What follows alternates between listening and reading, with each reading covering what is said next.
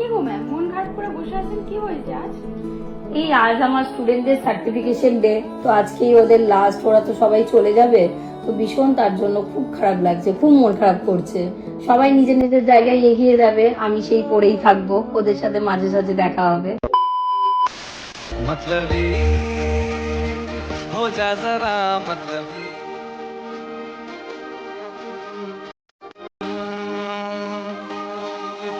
ये कभी